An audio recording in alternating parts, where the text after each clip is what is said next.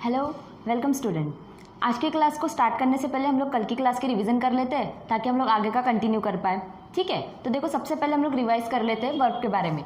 सबसे पहले हमने वर्ब की डेफिनेशन देखी थी, देखा था कि verb is a word which shows an action और a state of the subject. मतलब वर्ब क्या होते हैं? वर्ब जो होते हैं वो जो हमारा सब्जेक्ट होता है उसकी एक्शन मतलब वो क्या क्रिया कर रहा है वो, और उसकी स्टेट मतलब उसकी अवस्था के बारे में बताता है। जैसे हमने यहाँ पे दो मतलब एग्जाम्पल लिए थे, आई ईट मैंगो, यहाँ पे ईट, टीच, ये सब जो है, ये जो वर्ब आए हैं ये हमको एक्शन के बारे में बता रहे हैं। लेकिन यहाँ पर ये जो सेकंड वाला एग्जांपल लिया है, हर ब्रदर इज इल, यहाँ पर जो इज वर्ब आया है वो यहाँ पर स्टेट को शो कर रहा है, मतलब सब्जेक्ट की स्टेट के बारे में बता रहा है। अब मैंने बोला था कि जो स्टेट होते हैं, मतलब जो सब्जेक्ट की जो स्टेट होती है वो चाहे तो पास्ट के बारे में बता रहा है, या प्रेजेंट स्टेट के बारे में, या तो आने वाले फ्यूचर स्टेट के बारे में भी बता सकते हैं। ऐसे वर्ब होते हैं जो स्टेट को रिप्रेजेंट करते हैं हमारे सेंटेंस में। अब इसके बाद हमने देखा था कि वर्ब, बेसिकली हमने देखा था कि वर्ब को हम एक्शन वर्ब और या फिर स्टेटिव वर्ब भी होते हैं। लेकिन जो मेन क्राइटेरिया है वर्ब का वो डिवाइड हुआ है टू पार्ट्स में, जिसमें सबसे पहले आते हैं हेल्पिंग वर्ब जिनको हम ऑक्सिलरी वर्ब्स भी बोलते हैं। ठीक है, और दूसरे होते हैं हमारे मेन वर्ब जिनको हम लेक्सिकल वर्ब बोलते हैं। लेक्सिकल वर्ब जो है वो बहुत कम सुनाई देता है, लेकिन मेन वर्ब जो है ये वर्ड जो है ये आपने ज़्यादातर सुना होगा।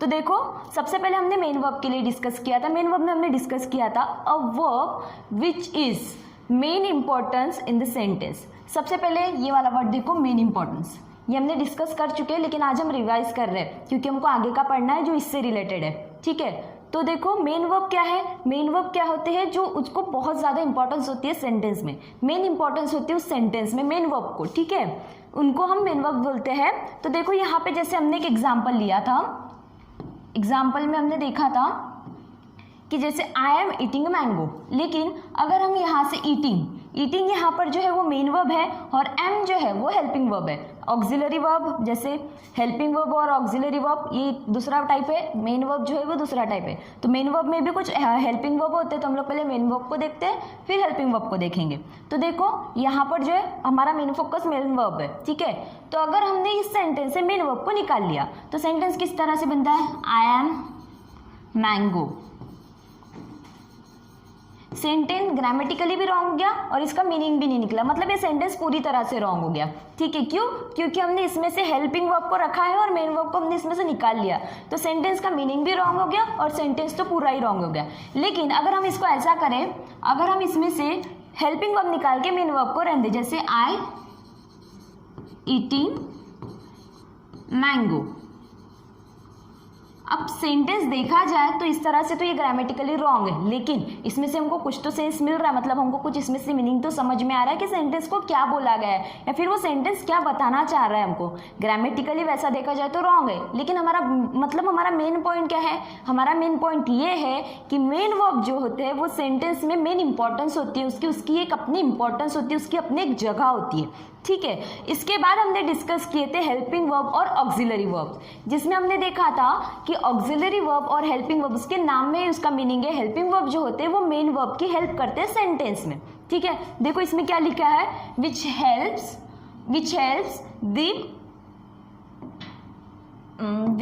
The main verb. ठीक है, देखो which helps the main verb to form. अब किस लिए हेल्प करते हैं? हेल्प करते हैं टेंसेंस में, वॉइस चेंज करने में या मूड बताने में, इन सभी के लिए ऑक्सिलरी वर्ब्स और हेल्पिंग वर्ब्स जो होते हैं वो मेन वर्ब की हेल्प करते हैं। अब देखो एग्जाम्पल हमने देखा था, यहाँ पे देखो, अब इस केस में देखो, जैसे सबसे पहले टेंस की केस देखो, टेंस केस में आई एम टीचिंग। अब यहाँ पर टीचिंग जो है और यहाँ पर टीचिंग या टीची, तीनों सेंटेंस में ये जो है ये मेन वर्ब है। हमने कल ही देखा था, हमारी पिछली क्लास में ही देखा था कि ये जो है ये मेन वर्ब है। लेकिन जैसे यहाँ पर एम आया है, यहाँ पर वॉज आया है, यहाँ पे विल जो आया है, ये तीनों जो है वो हेल्पिंग वर्ब्स है।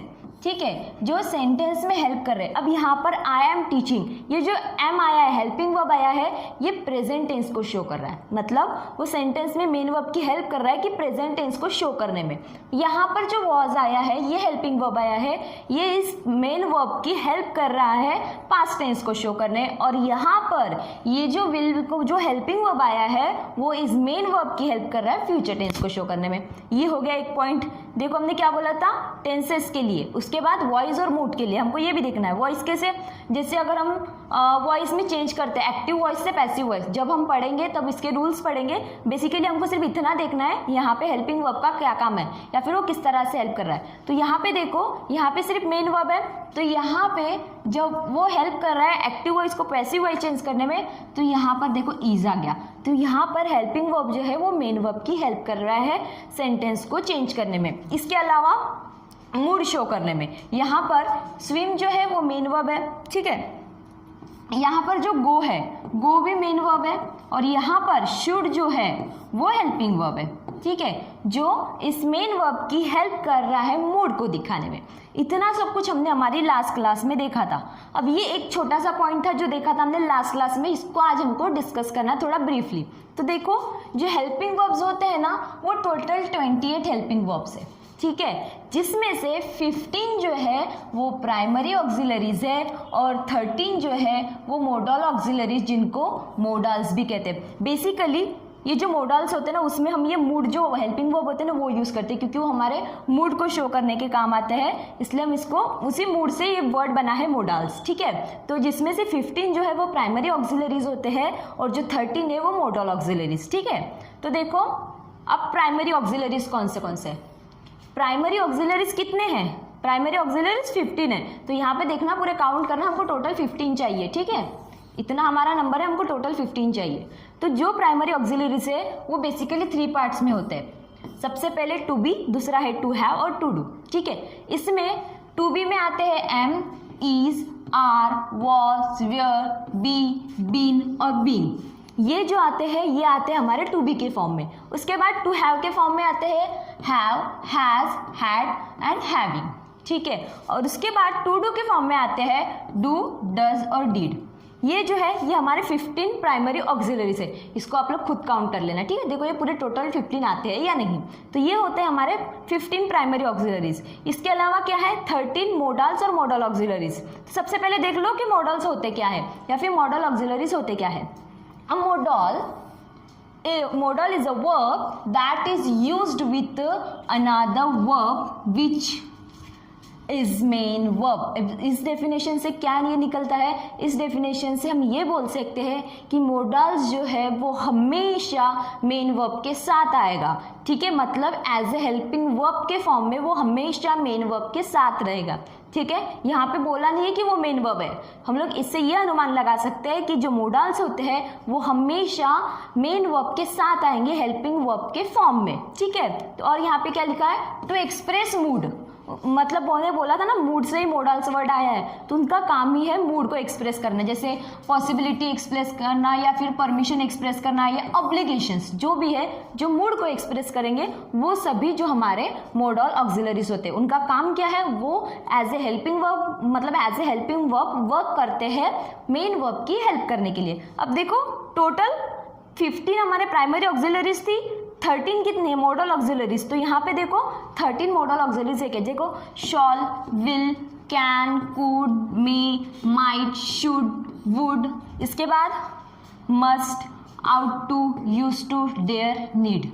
अब यहाँ पे ये दो वर्ड्स देखना, डेयर एंड नीड, ये दोनों ना एक्सेप्शंस है। एक्सेप्शंस किस लिए, वो देखो एग्जाम्पल में, जैसे देखो मोडल वर्ब्स क्या होते हैं, मैंने यहाँ पे कर रहा है, मोडल वर्ब हमेशा हेल्पिंग वर्ब के फॉर्म में आते हैं, वो मेन वर्ब के फॉर्म में नहीं होते हैं, ठीक है। वो सिर्फ मेन वर्ब की हेल्प करते हैं लेकिन वो मेन वर्ब के फॉर्म में नहीं होते हैं, वो हमेशा सिर्फ और सिर्फ हेल्पिंग वर्ब के फॉर्म में होंगे। जैसे एग्जाम्पल देखो, यू कैन हेल्प मी। अब इस सेंटेंस में ये जो हेल्प है ये मेन वर्ब है और जो कैन है वो हेल्पिंग वर्ब है, और यहाँ पर हेल्पिंग वर्ब जो है वो मेन वर्ब की हेल्प कर रहा है, ठीक है। हेल्प जो है वो मेन वर्ब है, लेकिन कैन, कैन क्या है, कैन हमारा मॉडल ऑक्सिलरीज है। देखो यहाँ पे कैन है ना, ये कैन, ये हमारा मॉडल ऑक्सिलरीज है जो यहाँ पे एज ए हेल्पिंग वर्ब इस मेन वर्ब की हेल्प कर रहा है। अब इसमें देखो मे जो है ये हेल्पिंग वर्ब है और कम जो है वो मेन वर्ब है जो यहाँ पर इस सेंटेंस में कम की हेल्प कर रहा है। अब मैंने आपको दो एक्सेप्शंस बोले थे, पहला था डेयर, दूसरा था नीड, दो एक्सेप्शंस थे। तो दोनों के एग्जाम्पल देखो, सिर्फ इन दोनों एक्सेप्शंस में क्या होता है, क्या बोला था, मोडल्स जो है वो सिर्फ helping verb as a helping verb work करते हैं, एज ए मेन वर्ब वो वर्क नहीं करते, लेकिन इन दोनों एक्सेप्शंस की केस ही ऐसी है कि इसमें ये जो मोडाल्स है वो as a main verb work करेंगे।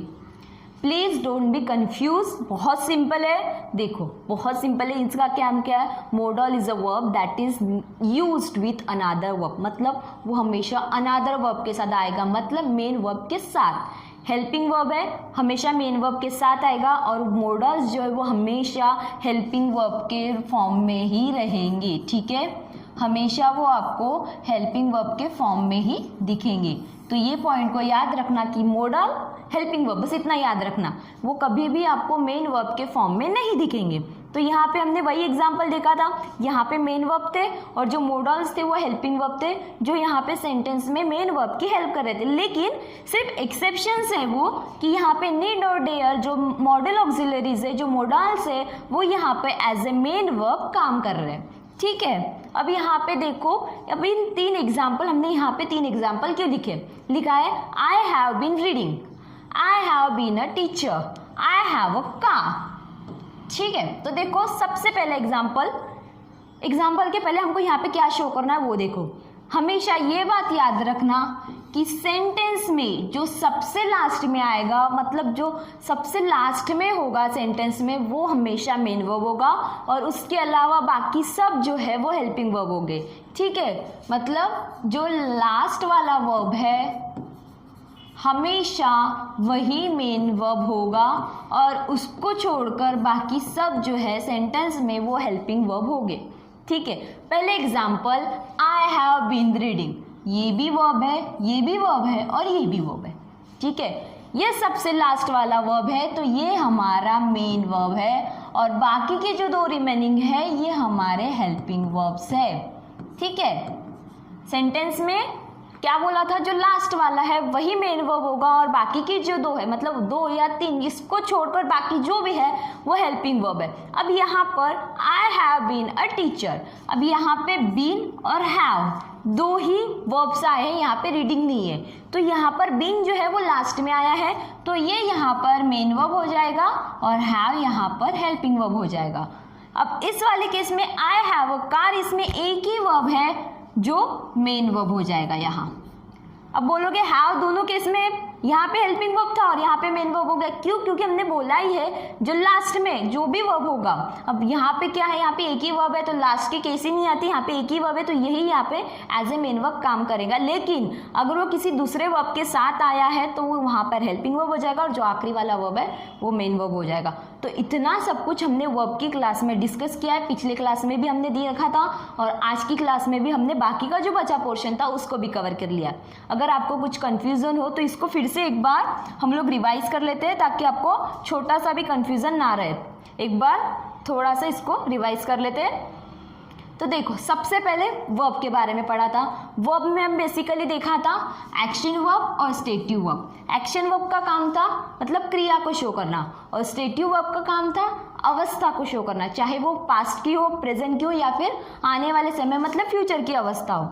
ठीक है, इसके बाद हमने देखा था जो वर्ब थे वो बेसिकली 2 पार्ट्स में डिवाइडेड है, हेल्पिंग वर्ब और ऑक्सिलरी वर्ब, और दूसरे थे मेन वर्ब और लेक्सिकल वर्ब। अब मेन वर्ब में हमने देखा था कि मेन वर्ब का काम ही क्या है, मेन वर्ब जो है वो सेंटेंस में मेन इंपॉर्टेंस के लिए होते हैं। ठीक है, इनकी सेंटेंस में मेन इंपॉर्टेंस होती है। जैसे यहाँ पर अगर हमने मेन वर्ब को सेंटेंस से निकाल दिया तो हमारा सेंटेंस ग्रामेटिकली तो रॉन्ग था लेकिन इसमें कुछ ना कुछ तो सेंस था। अगर मतलब यहाँ पर अगर हमने मेन वर्ब को निकाल लिया तो सेंटेंस ग्रामेटिकली भी रॉन्ग हो गया था और इसमें कुछ सेंस ही नहीं बन रहा था। लेकिन इस सेंटेंस में हमने हेल्पिंग वर्ब को निकाला और सिर्फ मेन वर्ब को रखा तो यहाँ पर सेंटेंस ग्रामेटिकली रॉन्ग हुआ लेकिन इसमें सेंटेंस में कुछ सेंस आया। मतलब मेन वर्ब जो होते हैं वो सेंटेंस में उनकी मेन इंपॉर्टेंस होती है। अब इसके बाद हमने देखा था हेल्पिंग वर्ब और ऑक्सिलरी वर्ब्स। ऑक्सिलरी वर्ब्स और हेल्पिंग वर्ब का उसके नाम की तरह उसका काम है, उसका काम बस इतना है कि वो मेन वर्ब की हेल्प करता है सेंटेंस में। ठीक है, इसके बाद किस किस लिए हेल्प करता है, उसको हेल्प करता है टेंसेस के लिए, मूड शो करने के लिए या फिर वॉइस को चेंज करने के मतलब एक्टिव वॉइस से पैसिव वॉइस करने के लिए, चेंज करने के लिए। इसके बाद हमने हेल्पिंग वर्ब्स में देखे थे कि 20 टाइप्स के होते हैं जिसमें से 15 जो है वो प्राइमरी ऑक्सिलरीज है और 13 जो है वो मॉडल ऑक्सिलरीज है।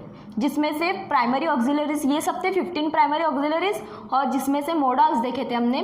मोडल्स का काम होता है जो हमारे मूड को एक्सप्रेस करते हैं, ठीक है। और मोडल्स जो है वो हमेशा एज ए हेल्पिंग वर्ब ही आएंगे, मतलब वो मेन वर्ब की हेल्प करने के लिए आएंगे। सिर्फ इसमें हमने 1-2 एक्सेप्शंस देखे थे, नीड और डेयर, जो एज ए मेन वर्ब आते हैं, ठीक है।